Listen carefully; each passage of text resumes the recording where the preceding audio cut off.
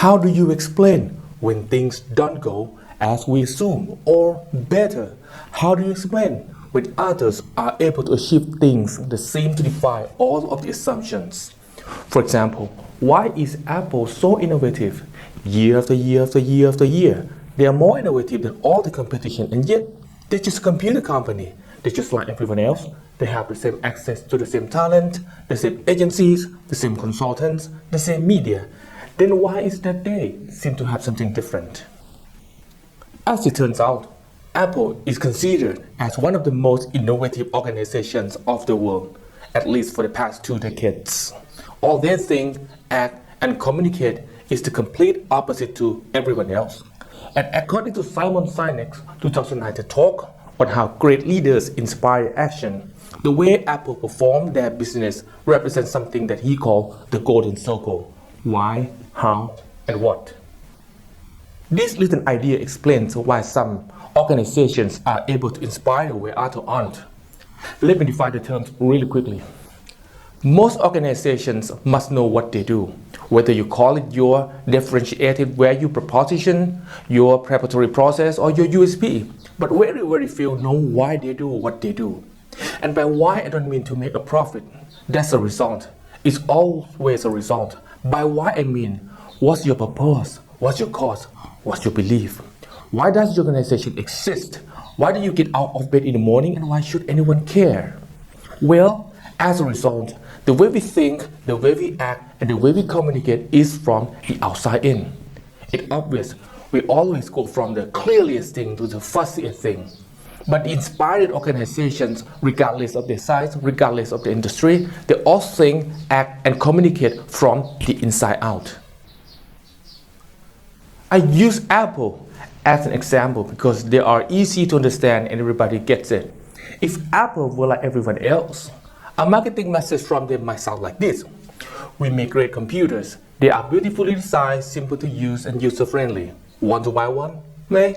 That's how most of us communicate. That's how most marketing is done. That's how most sales is done. That's how most of us communicate interpersonally.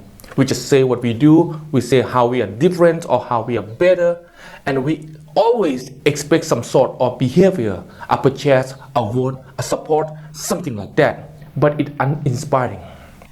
Here's how Apple actually communicates. Everything we do, we believe in challenging the status quo. We believe in thinking differently. And the way we challenge the status quo is by making our products beautifully designed, simple to use, and user-friendly. We just happen to make great computers. Want to buy one? Totally different, right? All I did was to reverse the order of the information. What it proved to us here is that people don't buy what you do, they buy why you do it. People don't buy what you do, they buy why you do it.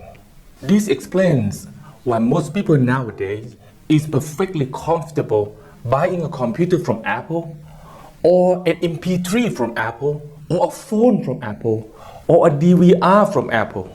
But as I said before, Apple is just a computer company. There's nothing that distinguishes them structurally from any of their competitors. Their competitors are all equally qualified to make all of these products. People don't buy what you do, they buy why you do it. The goal is not to do business with everybody who needs what you have. The goal is to do business with people who believe what you believe. Here's the best part. None of what I'm telling you is my opinion. It's all grounded in the tenets of biology, not psychology, biology. If you look at the human brain, looking from top down, what you see is that the human brain is actually broken into 3 major components that correlate perfectly with the golden circle: why, how, and what. Our newest brain, our Homo sapien brain, our neocortex correspond with the what level. The neocortex itself is responsible for all of our rational and analytical thought, and importantly, language. While the middle 2 sections make up our limbic brains, and our limbic brains are responsible for all of our feelings like trust and loyalty. It's also responsible for all human behavior, all decision making, and it has no capacity for language. In other words, when we communicate from the outside in, yes, people can understand vast amounts of complicated information like features and benefits, like facts and figures, but it just doesn't drive behavior. But when we communicate from the inside out, we are talking directly to the part of the brain that controls behavior, and then we'll allow people to rationalize it with the things, the tangible things we say and we do. This is where gut decision comes from. You know, sometimes you can give somebody all the facts and figures and yet they're just saying, I know what all the facts and details say, but it just doesn't feel right. Why would we use that word? It doesn't feel right.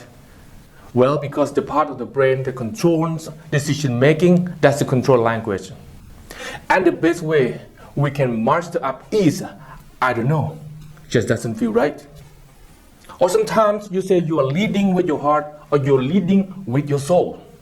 Well, I have to break it to you, because those aren't other body parts controlling your decision making and your behavior, because all happening in here, in your limbic brains. So if you don't know why you do what you do, then how will you ever get people to vote for you, or buy something from you, or follow you, or more importantly, be loyal and want to be part of what it is that you do?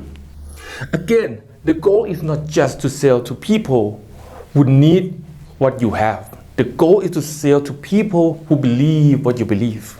The goal is not just to hire people who need your job, it's to hire people who believe what you believe. I always say that, if you hire people just because they can do a job, they'll perform the job for your money. But if you hire people who wouldn't believe what you believe, they work for you with blood and sweat and tears. In the end, to my conclusion, what we have learned from Simon Sinek's 2019 talk on how great leaders inspire action is that there is a difference between how to lead and how to inspire people. Leading is just about telling people what to do or what they should know about doing something. It just talks to the outside part of the brain, which corresponds to the what level according to the golden circle. But inspiring is about telling people why you do what you do.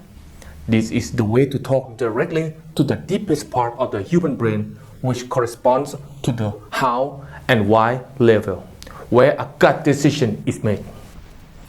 An example of why Apple is so innovative is quite clear.